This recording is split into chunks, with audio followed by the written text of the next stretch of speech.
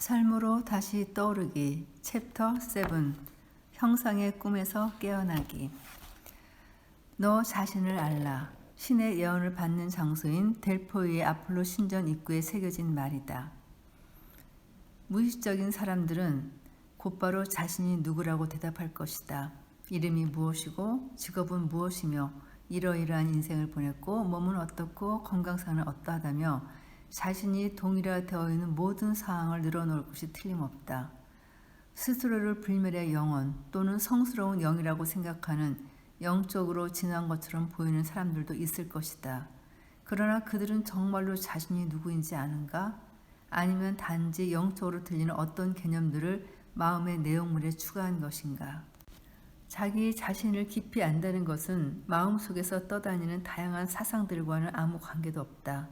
자기 자신을 안다는 것은 자신의 마음속에서 미화가 되는 대신 순수한 있음에 뿌리를 내리는 것이다. 자신이 누구인가에 대한 느낌은 자신에게 무엇이 필요하고 자신의 삶에서 무엇이 중요한가를 결정한다. 그리고 당신에게 중요한 것들은 당신을 흔들어 놓거나 마음을 방해하는 힘을 가지고 있다.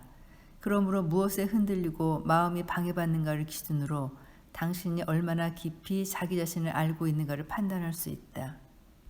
스스로에게 이런 질문을 해보자. 나를 흔들어 놓고 마음을 방해하는 것들은 어떤 것인가? 만약 작은 것에 마음이 흔들린다면 당신이 생각하는 자신은 정확하게 이것이다. 즉 작다. 그렇다면 작은 것은 무엇인가? 궁극적으로 모든 것들이 작은 것들이다. 모든 것들이 덧없기 때문이다. 실제로 자신이 누구라고 생각하는가에 대해 스스로를 오랫동안 속일 수 없음을 세상은 언제나 확인시켜준다. 자신이 무엇을 정말로 중요하게 여기는가를 세상에 금방 드러나게 하기 때문이다. 매우 무의식적인 사람들은 다른 사람들 안에 투영된 모습을 통해 자신의 에고를 경험한다. 상대방 안에 무엇인가에 반응하는 것은 자신에게도 같은 것이 있기 때문임을, 그리고 때로는 자신 안에만 있다는 것을 깨달으면 자기 자신의 에고가 보인다. 이 단계가 오면 다른 사람들이 당신에게 하고 있다고 생각했던 그것을 당신이 다른 사람들에게 하고 있었다는 것을 깨달을지도 모른다. 그러면 자신을 피해자로 보는 것을 중단하게 된다. 그러나 자신 안의 에고를 알아차렸다고 해서 자신이 누구인지를 알 수 있다는 의미는 아니다. 왜냐하면 당신의 에고가 아니기 때문이다. 누구도 당신이 누구인가를 가르쳐 줄 수 없다. 누군가가 가르쳐 주는 것은 개념에 불과하기 때문에 당신을 변화시킬 힘이 없다. 나는 누구인가는 믿음이 필요하지 않다. 나는 누구인가는 심지어 깨달음조차 요구하지 않는다. 왜냐하면 당신은 이미 당신 자신이기 때문이다. 자신을 누구라고 생각하는가는 다른 사람들에게 어떻게 대우받는가와도 밀접한 관계가 있다.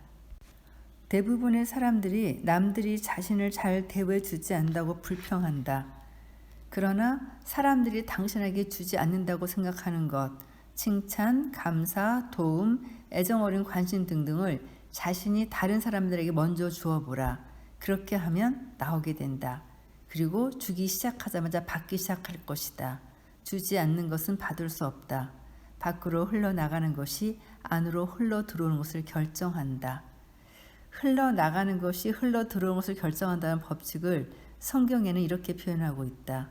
주라, 그러면 너에게 주어질 것이요 곧 후하게 되어 누르고 흔들어 넘치도록 하여 너에게 안겨주리니 너희의 헤아리는 그 헤아림으로 너희도 헤아림을 도로 받을 것이다.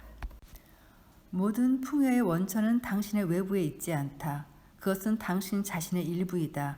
그러나 먼저 바깥의 풍요를 느끼고 알아차린 일로부터 시작해야 한다. 당신을 에워싼 삶의 충만함을 보라. 흡에 닿는 햇살의 따스함, 꽃가게 앞에 놓인 꽃들의 아름다움, 깨어물면 과즙풍부한 과일, 하늘에서 내리는 비의 풍요 속에 젖는 즐거움 등 모든 걸음마다 삶의 충만함이 있다. 자기 주위 모든 곳에 있는 풍요를 알아보는 것이 자신 안에서 잠자고 있는 풍요를 깨어나게 한다. 그런 후에 그 풍요를 밖으로 흘러나가게 하라. 자신에게 이렇게 자주 물어보자. 이곳에서 나는 무엇을 줄 수 있을까? 어떻게 하면 이 사람, 이 상황에 내가 도움이 될 수 있을까? 아무것도 소유하지 않아도 풍요를 느낄 수 있고 늘 풍요를 느끼면 모든 것이 계속해서 당신에게로 온다. 풍요는 이미 그것을 가지고 있는 사람에게만 찾아온다. 불공평하게 들리겠지만 그렇지 않다. 그것이 우주의 법칙이다. 풍요도 결핍도 내면의 상태이며 그것은 당신의 현실이 되어 나타난다. 예수는 그것을 이렇게 표현했다. 있는 자는 더 받을 것이요 없는 자는 그 있는 것마저 빼앗길 것이다. 자신을 아는 것과 자신에 대해 아는 것. 심리 분석이나 자기 관찰을 통해 알게 되는 것은 모두 당신에 대한 것이다. 그것은 당신이 아니다. 그것은 당신 마음의 내용물이지 당신의 본질이 아니다. 자기 자신을 아는 것은 자기 자신이 되는 것이고 자기 자신이 된다는 것은 마음의 내용물을 자기 자신이라고 여기는 동일화를 멈추는 것이다. 대부분의 사람들은 삶의 내용물을 통해 자신이 누구인가를 정의 내린다.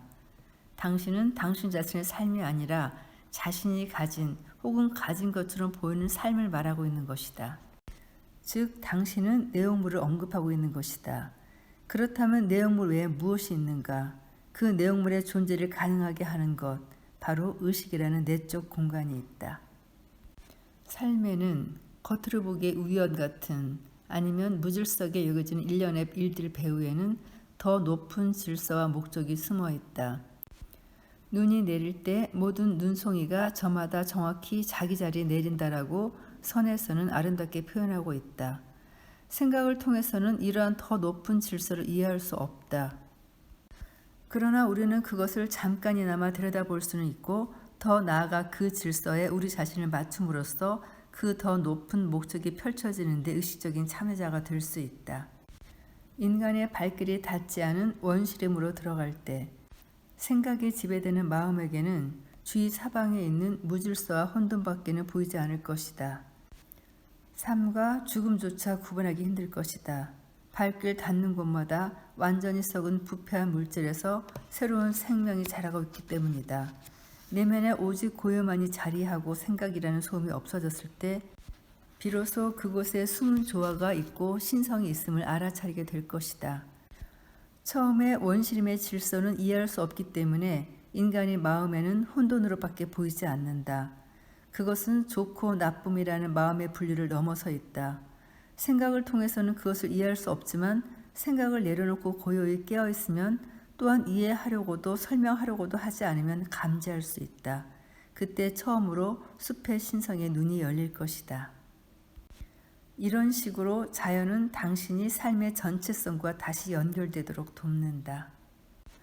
많은 사람들은 삶의 어느 순간 알아차린다. 이 세상에는 탄생, 성장, 성공, 건강, 기쁨, 승리뿐 아니라 상실, 실패, 질병, 노화, 쇠퇴, 고통, 죽음도 있다는 것을, 이것들에게 습관적으로 좋은 것과 나쁜 것, 질서와 무질서라는 분리표가 붙는다. 사람들이 생각하는 삶의 의미는 대개 좋은 것으로 분류된 것들과 관련되어 있지만 이 좋은 것은 늘 붕괴, 파손, 무질서의 위협을 받는다. 하지만 삶이 무질서에 침략당하고 마음이 부여한 의미들이 붕괴될 때 그것이 더 높은 질서로 가는 문이 되는 일도 있다. 삶에서 가장 근본적이고 중요한 관계는 지금과의 관계이다. 더 정확히 말하면 지금이 취하고 있는 모든 모습, 즉 지금 존재하는 것들 혹은 지금 일어나는 것들과의 관계이다. 이 지금과의 관계가 기능장애를 일으키면 그 기능장애는 당신이 맞닥뜨리는 모든 관계, 모든 상황에 반영될 것이다. 일단 일정 수준의 의식에 도달하면 현재의 순간과 어떤 관계를 맺을 것인가도 당신이 결정할 수 있다. 현재의 순간과 친구가 되기를 원하는가 아니면 적이 되기를 원하는가. 현재의 순간은 삶과 분리할 수 없기 때문에 실제로는 삶과 어떤 관계가 되고 싶은가를 결정하는 것이다. 현재의 순간과 친구를 되기를 원한다면 먼저 당신이 첫걸음을 내딛어야 한다. 그것을 향해 우호적으로 다가가 그것이 어떤 모습으로 나타나든 친구답게 환영하는 것이다. 그러면 머지않아 그 결과를 보게 될 것이다. 그때 삶 쪽에서도 당신을 향해 우호적으로 다가온다. 사람들은 협조적이 되고 상황도 협력적이 된다. 한 가지 결정이 당신 현실 전체를 변화시킨다. 그러나 그 결정을 몇 번이나 반복해야 한다. 그것이 삶의 자연스러운 방식이 될 때까지. 현재의 순간을 친구로 삼으려는 결정은 에고의 종말을 의미한다. 에고는 결코 현재의 순간과 사이좋게 되지는 않는다. 현재의 순간에 대해 에고는 세 가지 방식으로 반응한다. 첫째, 목적을 위한 수단으로 반응하는 것. 둘째, 장애물로 반응하는 것. 셋째, 적으로 반응하는 것. 그것들을 순서대로 살펴보자. 그렇게 하면 그것들이 당신 안에 일어날 때 알아차릴 수 있을 것이고 다시 결정을 내리는 것도 가능하다. 에고에게 현재의 순간은 기껏해야 목적을 위한 수단으로만 쓸모가 있다. 더 중요하다고 생각되는 미래의 어느 순간으로 당신을 데려가는 수단일 뿐이다. 하지만 그 미래는 언제나 현재의 순간으로만 다가오며 따라서 미래라는 것은 머릿속 하나의 생각 이상이 결코 아니다. 다시 말해 이 방식이 작용하면 당신은 언제나 어딘가로 가려고 하기 때문에 바쁘며 결코 지금 이곳에 완전히 존재할 수 없다. 이 방식이 심해지면 현재의 순간이 마치 극복해야 할 장애물로 여겨지고 다루어진다. 이때 초조함, 좌절, 스트레스가 일어나지만 우리의 문화에서는 이것이 많은 사람들의 일상이자 지극히 정상적인 상태가 되었다. 이렇게 되면 오직 지금인 삶은 문제가 되고 당신은 문제만의 세상에 살아가게 되며 그 모든 문제를 해결하지 않으면 행복하거나 만족할 수 없으며 진정으로 삶을 시작할 수 없다. 혹은 그렇게 당신은 생각한다. 문제는 이것이다. 문제를 하나씩 해결할 때마다 또 다른 문제가 튀어나온다는 것이다. 현재의 순간을 장애물로 보는 한 문제의 끝은 있을 수 없다. 가장 나쁜 것은 세 번째 경우인데 현재의 순간을 적으로 취급하는 것이다. 자신이 하고 있는 일이 싫거나 상황이 불만스럽거나 일어나고 있는 일과 일어난 일에 욕을 퍼부을 때 혹은 마음속 대화가 해야 한다와 하지 말아야 한다로 이루어져 있을 때 비난과 남 탓으로 흘러넘칠 때 당신은 있는 그대로의 지금의 반론을 제기하고 이미 그것인 것과 다투고 있는 것이다. 삶을 적으로 만들고 있기 때문에 삶도 싸움을 원하면 싸우게 해주지라고 응답한다. 외부적인 현실은 늘 당신 내면 상태의 반영이기 때문에 당신은 당연히 적대적인 세계를 경험한다. 따라서 당신은 자신에게 자주 물어야 할 질문이 있다. 나는 삶과 과연 어떤 관계에 있는가?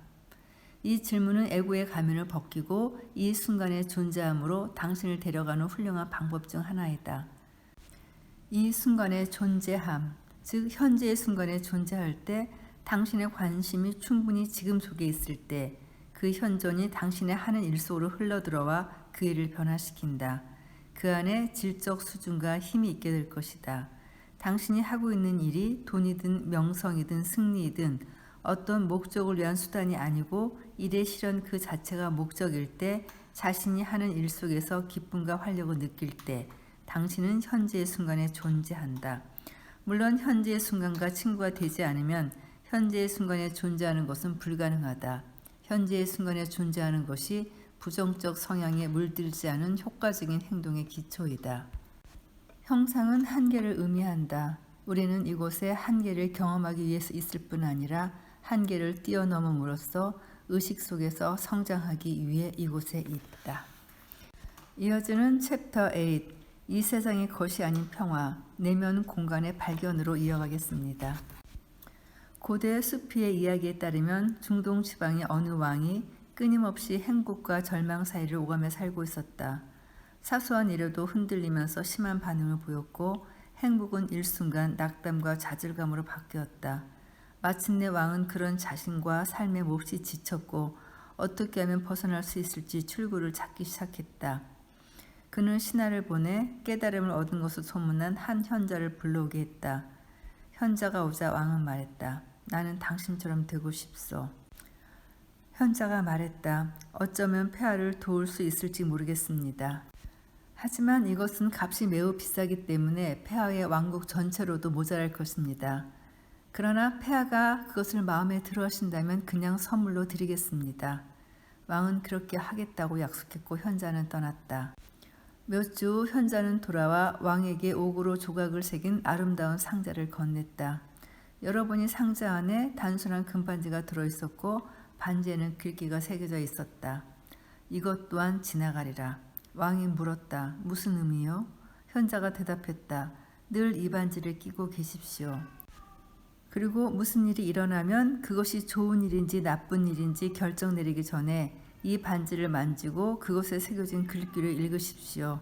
그렇게 하면 언제나 평화로움 속에 있게 될 것입니다. 이 글귀의 깊은 의미는 일어나는 일들에 전혀 마음의 저항을 하지 않는 그 일들과 하나가 되는 자세의 위대함과 판단하지 않는 지혜를 말해준다. 그리고 모든 것의 무상함을 알아차리면 집착하지 않고 살게 됨을 가리켜 보인다. 저항하지 않고 판단하지 않고 집착하지 않는 것. 이 세 가지는 진정한 자유와 깨달음의 세 가지 측면이다. 이 반지에 새겨진 글귀는 모든 상황의 덧없음을 자각하도록 하기 위함이다. 이 덧없음은 좋은 것이든 나쁜 것이든 모든 형상이 가진 무상함에 기인한다. 이것 또한 지나가리라는 말은 실체를 가리키는 표지판이다. 모든 형상의 무상함을 가리킴으로써 영혼을 암시해 보인다. 당신 내면의 영혼성, 그것만이 무상함을 무상함으로 인식할 수 있다. 만약 당신이 낮 동안의 삶을 불만, 불안, 걱정, 우울, 절망, 그 밖의 부정적인 상태를 보내지 않을 수 있다면, 만약 빗소리나 바람 소리를 듣는 일 같은 단순한 일들을 즐길 수 있다면, 만약 하늘에 흘러가는 구름의 아름다움을 볼 수 있거나 때로는 오락과 같은 정신적인 자극을 필요로 하지 않고도 외로움을 느끼지 않고 홀로 있을 수 있다면, 만약 완전히 낯선 사람을 아무것도 바라는 것 없이 마음에서 우러난 친절로 대할 수 있다면, 그때 평소 같으면 끊임없는 생각의 흐름에 점령당하고 있을 마음에 짧은 순간이긴 해도 순수 공간이 열린다. 이 순간의 존재함은 내면의 넓은 공간이 있는 상태이다. 현재의 순간에 존재할 때 당신은 이렇게 묻는다. 어떻게 하면 내가 이 상황에 요구하는 것, 이 순간의 요구에 반응할 수 있을까? 사실 그 물음을 던질 필요도 없다. 당신은 고요하고 의식이 깨어 있어서 있는 그대로의 지금에게 열려있는 상태이다. 그때 당신은 그 상황에서 새로운 차원을, 공간을 가져온다. 그리고 보고 듣는다. 그렇게 해서 그 상황과 하나가 된다. 또한 모든 창조성은 넓은 내적 공간으로부터 나온다. 일단 창조 행위가 일어나고 무엇인가가 형상으로 나타나면 거기에 나 또는 나의 것이라는 개념이 일어나지 않도록 방심하지 말아야 한다. 만약 자신이 성취한 것을 자신의 공으로 돌리려 한다면 에고가 되돌아온 것이고 모처럼 얻은 넓은 내적 공간은 가려져 버린 것이다. 거의 모든 사람들의 현실이 그러하다. 감각기관을 통해 어떤 것을 인식하자마자 그 즉시 환영의 자아인 에고가 거기에 이름을 만들어 분류표를 붙이고 해석하고 무엇인가와 비교하며 좋아함과 싫어함, 좋고 나쁨을 결정한다. 이 강박적이고 무의식적인 분리표 붙이기를 멈추지 않는 한 적어도 그 행위를 알아차리고 그것이 일어날 때 관찰할 수 있게 되지 않는 한 당신은 영적으로 깨어난 것이 아니다. 에고가 관찰되지 않은 마음으로 자기 자리에 계속 머물러 있는 것은 이 끊임없는 분리표 붙이기를 통해서이다. 분리표 붙이기를 중단할 때마다 단지 그 행위를 알아차리는 것만으로도 내적 공간이 생긴다. 어떤 사람들은 익숙하지 않은 장소나 외국을 여행할 때 더 살아있는 느낌을 받는다. 그런 시간들에는 생각보다 감각기관을 통한 인식, 즉 경험이 의식의 큰 부분을 차지하기 때문이다. 그래서 더 많이 현재의 순간에 존재할 수 있다. 저도 이런 사람 중에 하나인 것 같아요. 여행 중에 그런 현재의 순간의 존재함을 가끔 느끼게 되는 것 같아요. 계속해서 내적 공간 만드는 방법을 찾아보죠. 먼저 지금 들리는 소리에 귀를 기울인다. 주위 사물을 보던 것과 같은 방식으로 소리를 듣는다. 물소리, 바람소리, 새의 지저귀 같은 자연의 소리가 들릴 수도 있고 인간이 만든 소리가 들릴 수도 있다. 즐거운 소리도 있고 귀에 거슬리는 소리도 있을 것이다. 그러나 좋은 소리나 나쁜 소리라는 구분을 하지 말라. 어떤 해석도 없이 각각의 소리를 있는 그대로 허용하라. 이때도 편안하지만 활짝 깨어있는 관심의 열쇠이다.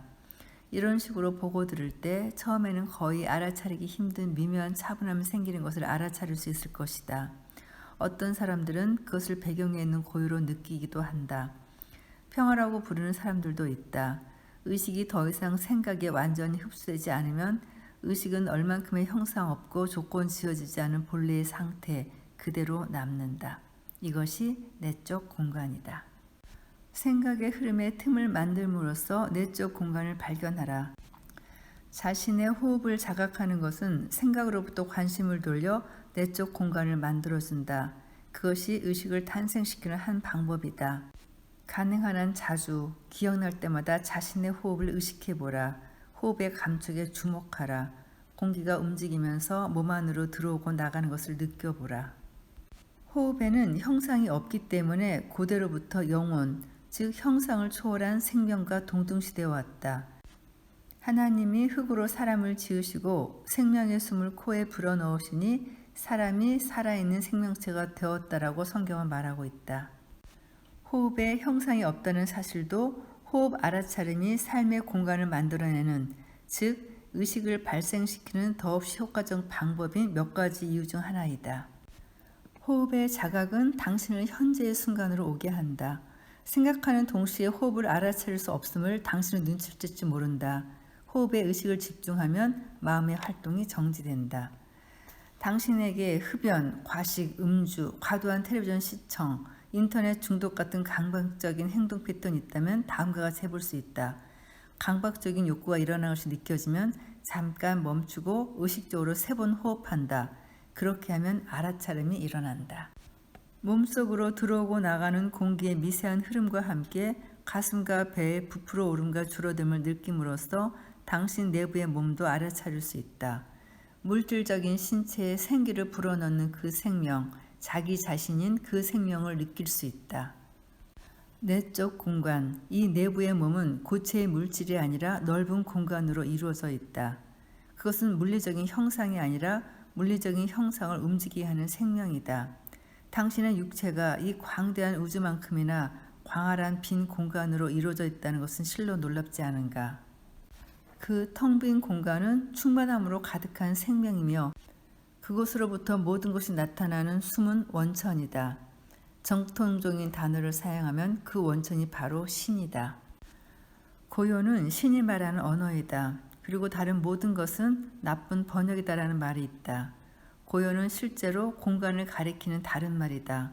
삶 속에서 고요와 마주칠 때마다 그 고요를 알아차리면 자기 내면의 형상도 없고 시간도 없는 차원, 생각 너머와 에고 너머에 있는 차원과 연결될 수 있다. 고요는 형태가 없다. 그렇기 때문에 생각을 통해서는 고요를 알아차릴 수 없다. 고요를 알아차린다는 것은 고요하게 멈추는 것이다.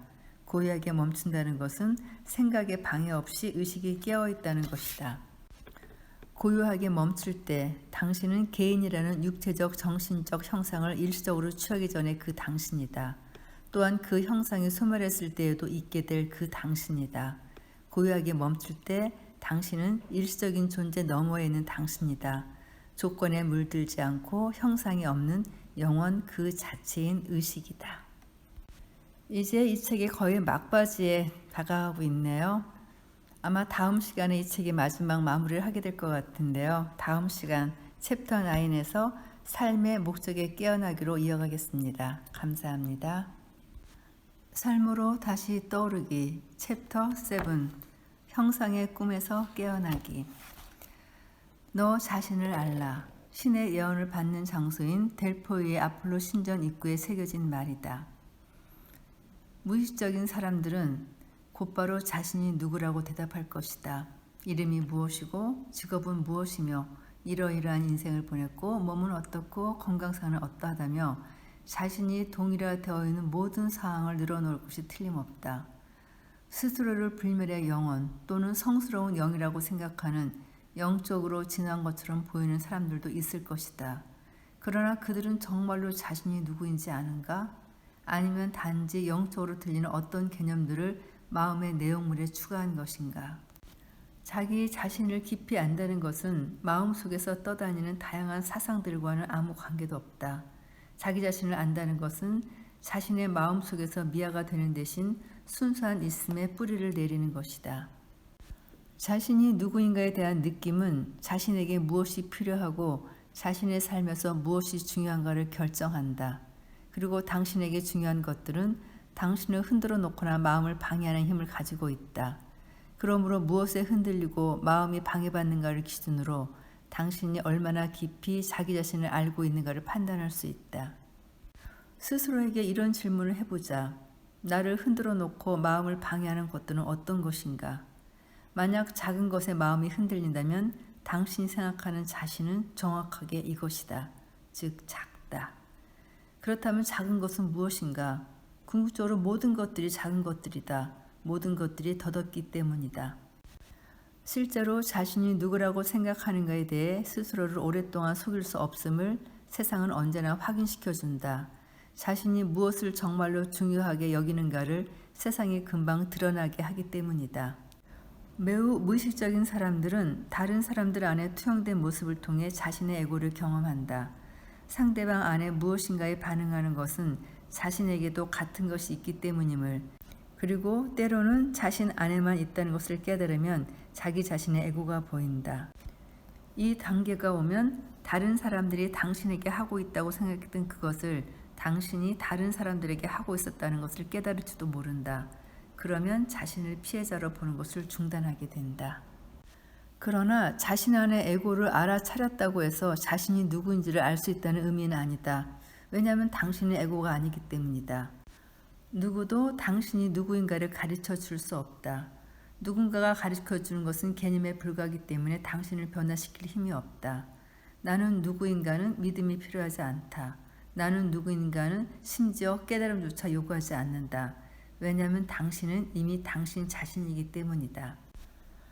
자신을 누구라고 생각하는가는 다른 사람들에게 어떻게 대우받는가와도 밀접한 관계가 있다. 대부분의 사람들이 남들이 자신을 잘 대우해 주지 않는다고 불평한다.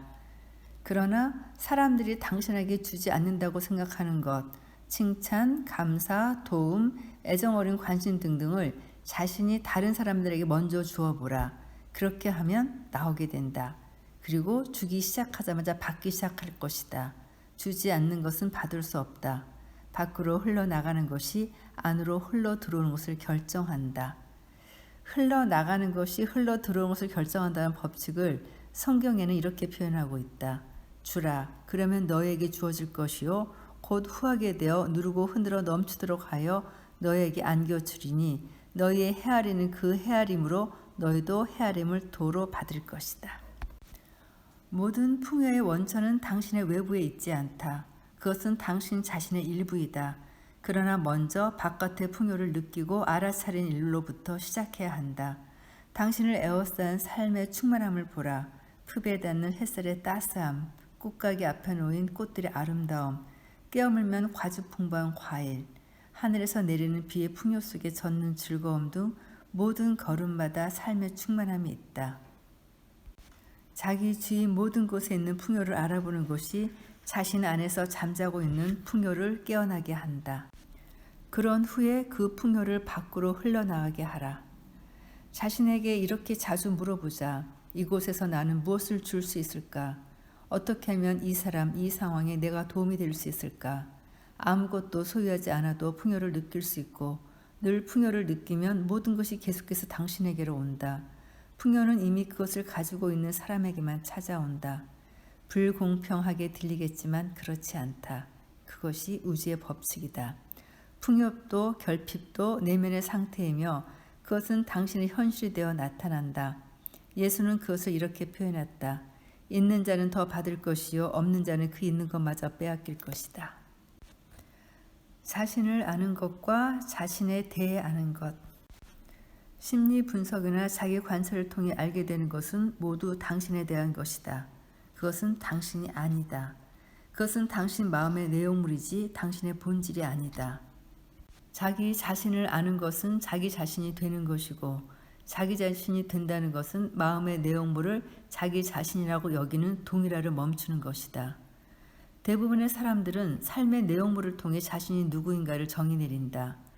당신은 당신 자신의 삶이 아니라 자신이 가진 혹은 가진 것처럼 보이는 삶을 말하고 있는 것이다.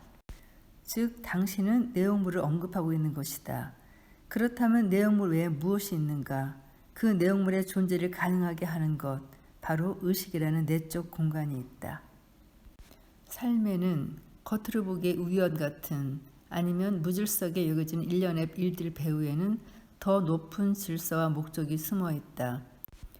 눈이 내릴 때 모든 눈송이가 저마다 정확히 자기 자리에 내린다라고 선에서는 아름답게 표현하고 있다. 생각을 통해서는 이러한 더 높은 질서를 이해할 수 없다.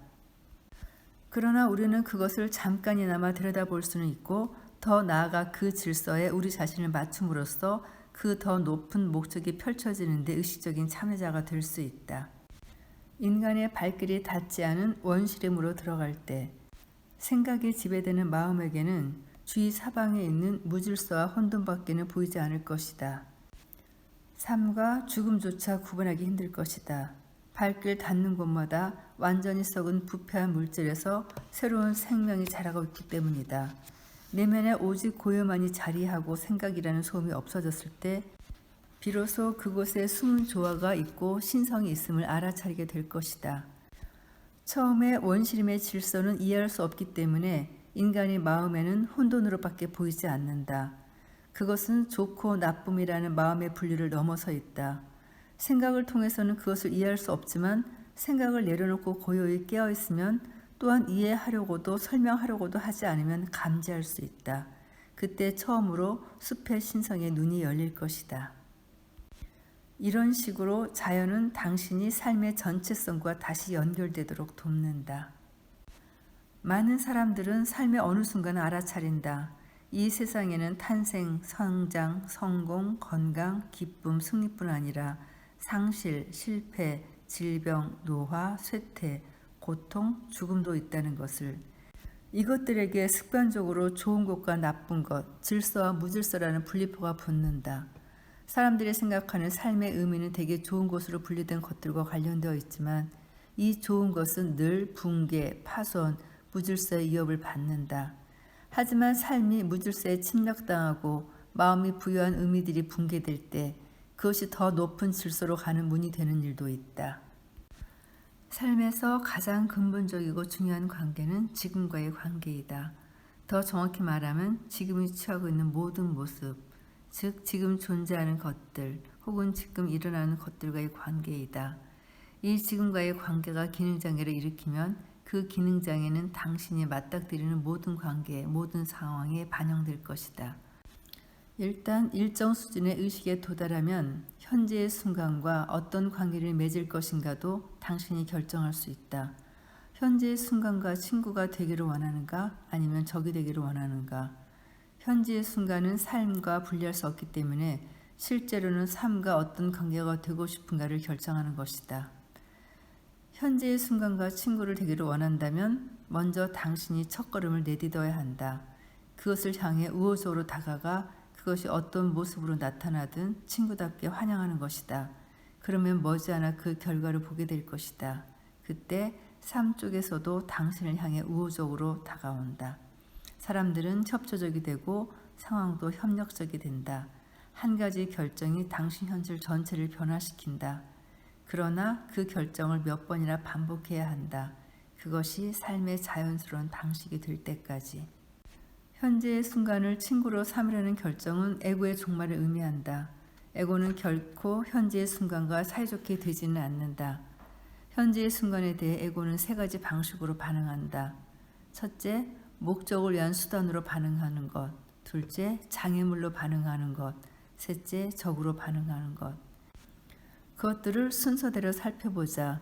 그렇게 하면 그것들이 당신 안에 일어날 때 알아차릴 수 있을 것이고 다시 결정을 내리는 것도 가능하다.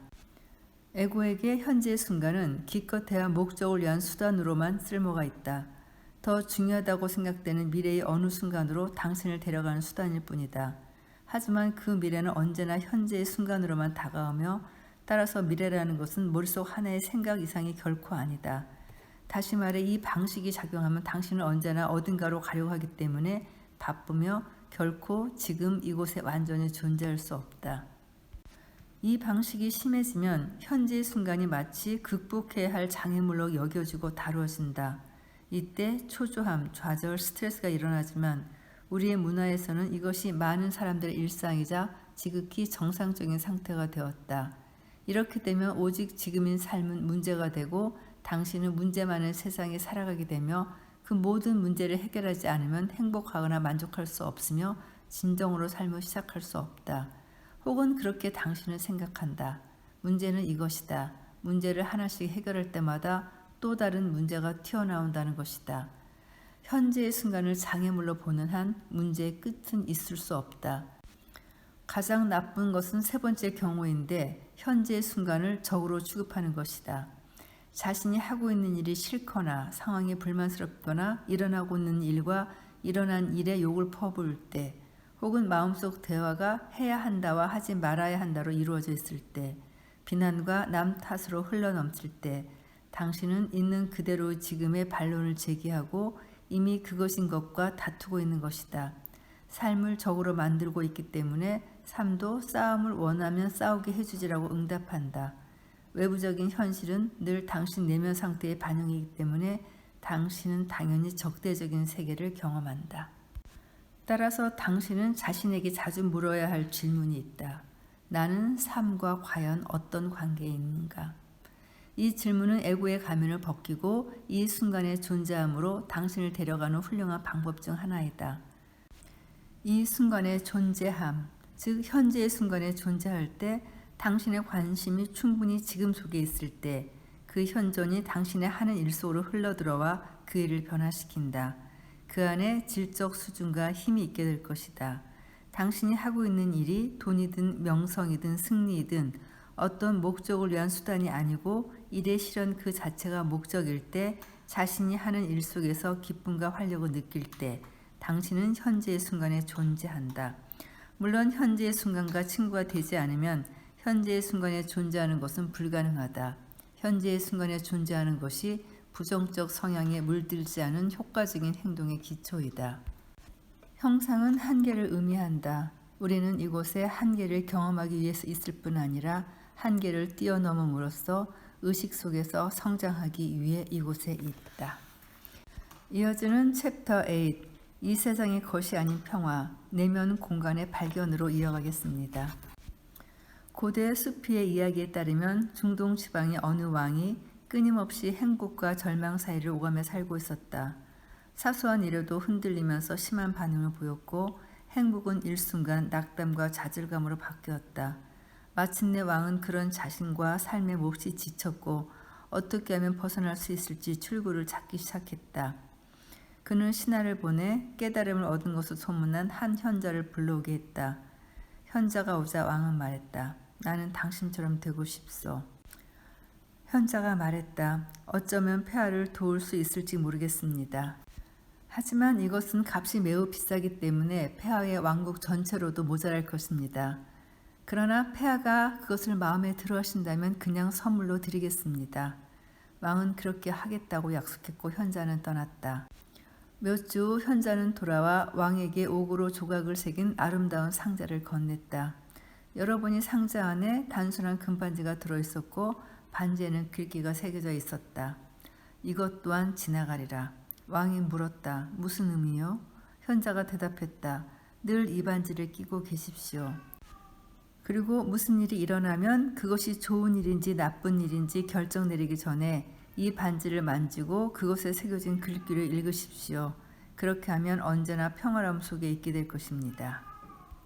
이 글귀의 깊은 의미는 일어나는 일들에 전혀 마음의 저항을 하지 않는 그 일들과 하나가 되는 자세의 위대함과 판단하지 않는 지혜를 말해준다. 그리고 모든 것의 무상함을 알아차리면 집착하지 않고 살게 됨을 가리켜 보인다. 저항하지 않고 판단하지 않고 집착하지 않는 것. 이 세 가지는 진정한 자유와 깨달음의 세 가지 측면이다. 이 반지에 새겨진 글귀는 모든 상황의 덧없음을 자각하도록 하기 위함이다. 이 덧없음은 좋은 것이든 나쁜 것이든 모든 형상이 가진 무상함에 기인한다. 이것 또한 지나가리라는 말은 실체를 가리키는 표지판이다. 모든 형상의 무상함을 가리킴으로써 영혼을 암시해 보인다. 당신 내면의 영혼성, 그것만이 무상함을 무상함으로 인식할 수 있다. 만약 당신이 낮 동안의 삶을 불만, 불안, 걱정, 우울, 절망, 그 밖의 부정적인 상태로 보내지 않을 수 있다면, 만약 빗소리나 바람 소리를 듣는 일 같은 단순한 일들을 즐길 수 있다면, 만약 하늘에 흘러가는 구름의 아름다움을 볼 수 있거나 때로는 오락과 같은 정신적인 자극을 필요로 하지 않고도 외로움을 느끼지 않고 홀로 있을 수 있다면, 만약 완전히 낯선 사람을 아무것도 바라는 것 없이 마음에서 우러난 친절로 대할 수 있다면, 그때 평소 같으면 끊임없는 생각의 흐름에 점령당하고 있을 마음에 짧은 순간이긴 해도 순수 공간이 열린다. 이 순간의 존재함은 내면의 넓은 공간이 있는 상태이다. 현재의 순간에 존재할 때 당신은 이렇게 묻는다. 어떻게 하면 내가 이 상황에 요구하는 것, 이 순간의 요구에 반응할 수 있을까? 사실 그 물음을 던질 필요도 없다. 당신은 고요하고 의식이 깨어 있어서 있는 그대로의 지금에게 열려있는 상태이다. 그때 당신은 그 상황에서 새로운 차원을, 공간을 가져온다. 그리고 보고 듣는다. 그렇게 해서 그 상황과 하나가 된다. 또한 모든 창조성은 넓은 내적 공간으로부터 나온다. 일단 창조 행위가 일어나고 무엇인가가 형상으로 나타나면 거기에 나 또는 나의 것이라는 개념이 일어나지 않도록 방심하지 말아야 한다. 만약 자신이 성취한 것을 자신의 공으로 돌리려 한다면 에고가 되돌아온 것이고 모처럼 얻은 넓은 내적 공간은 가려져 버린 것이다. 거의 모든 사람들의 현실이 그러하다. 감각기관을 통해 어떤 것을 인식하자마자 그 즉시 환영의 자아인 에고가 거기에 이름을 만들어 분류표를 붙이고 해석하고 무엇인가와 비교하며 좋아함과 싫어함, 좋고 나쁨을 결정한다. 이 강박적이고 무의식적인 분류표 붙이기를 멈추지 않는 한 적어도 그 행위를 알아차리고 그것이 일어날 때 관찰할 수 있게 되지 않는 한 당신은 영적으로 깨어난 것이 아니다. 에고가 관찰되지 않은 마음으로 자기 자리에 계속 머물러 있는 것은 이 끊임없는 분리표 붙이기를 통해서이다. 분리표 붙이기를 중단할 때마다 단지 그 행위를 알아차리는 것만으로도 내적 공간이 생긴다.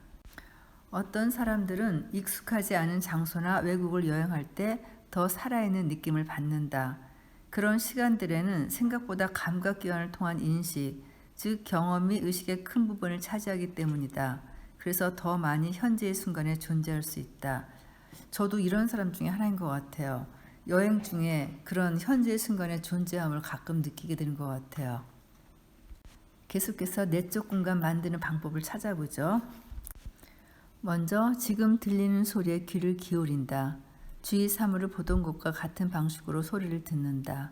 물소리, 바람소리, 새의 지저김 같은 자연의 소리가 들릴 수도 있고 인간이 만든 소리가 들릴 수도 있다. 즐거운 소리도 있고 귀에 거슬리는 소리도 있을 것이다. 그러나 좋은 소리나 나쁜 소리라는 구분을 하지 말라. 어떤 해석도 없이 각각의 소리를 있는 그대로 허용하라. 이때도 편안하지만 활짝 깨어있는 관심이 열쇠이다. 이런 식으로 보고 들을 때 처음에는 거의 알아차리기 힘든 미묘한 차분함이 생기는 것을 알아차릴 수 있을 것이다. 어떤 사람들은 그것을 배경에 있는 고유로 느끼기도 한다.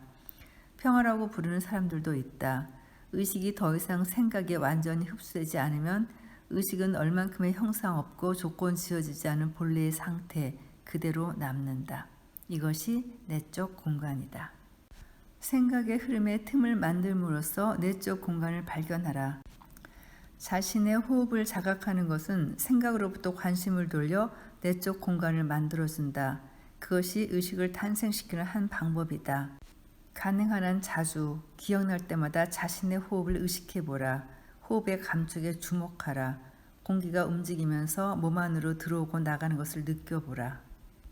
호흡에는 형상이 없기 때문에 고대로부터 영혼, 즉 형상을 초월한 생명과 동등시되어 왔다. 하나님이 흙으로 사람을 지으시고 생명의 숨을 코에 불어넣으시니 사람이 살아있는 생명체가 되었다라고 성경은 말하고 있다. 호흡에 형상이 없다는 사실도 호흡 알아차림이 삶의 공간을 만들어내는, 즉 의식을 발생시키는 더없이 효과적 방법인 몇 가지 이유 중 하나이다. 호흡의 자각은 당신을 현재의 순간으로 오게 한다. 생각하는 동시에 호흡을 알아차릴 수 없음을 당신은 눈치챌지 모른다. 호흡에 의식을 집중하면 마음의 활동이 정지된다. 당신에게 흡연, 과식, 음주, 과도한 텔레비전 시청, 인터넷 중독 같은 강박적인 행동 패턴이 있다면 다음과 같이 해볼 수 있다. 강박적인 욕구가 일어나는 것이 느껴지면 잠깐 멈추고 의식적으로 3번 호흡한다. 그렇게 하면 알아차림이 일어난다.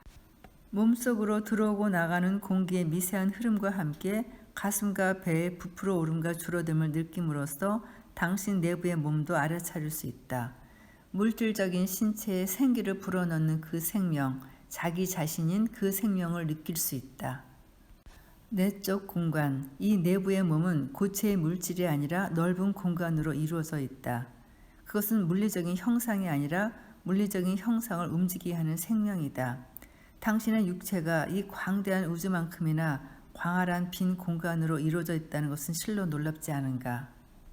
그 텅 빈 공간은 충만함으로 가득한 생명이며 그곳으로부터 모든 것이 나타나는 숨은 원천이다. 정통적인 단어를 사용하면 그 원천이 바로 신이다. 고요는 신이 말하는 언어이다. 그리고 다른 모든 것은 나쁜 번역이다라는 말이 있다. 고요는 실제로 공간을 가리키는 다른 말이다. 삶 속에서 고요와 마주칠 때마다 그 고요를 알아차리면 자기 내면의 형상도 없고 시간도 없는 차원, 생각 너머와 에고 너머에 있는 차원과 연결될 수 있다. 고요는 형태가 없다. 그렇기 때문에 생각을 통해서는 고요를 알아차릴 수 없다. 고요를 알아차린다는 것은 고요하게 멈추는 것이다. 고요하게 멈춘다는 것은 생각에 방해 없이 의식이 깨어있다는 것이다. 고요하게 멈출 때 당신은 개인이라는 육체적 정신적 형상을 일시적으로 취하기 전에 그 당신이다. 또한 그 형상이 소멸했을 때에도 있게 될 그 당신이다. 고요하게 멈출 때 당신은 일시적인 존재 너머에 있는 당신이다. 조건에 물들지 않고 형상이 없는 영원 그 자체인 의식이다. 이제 이 책이 거의 막바지에 다가가고 있네요. 아마 다음 시간에 이 책이 마지막 마무리를 하게 될 것 같은데요. 다음 시간 챕터 9에서 삶의 목적에 깨어나기로 이어가겠습니다. 감사합니다.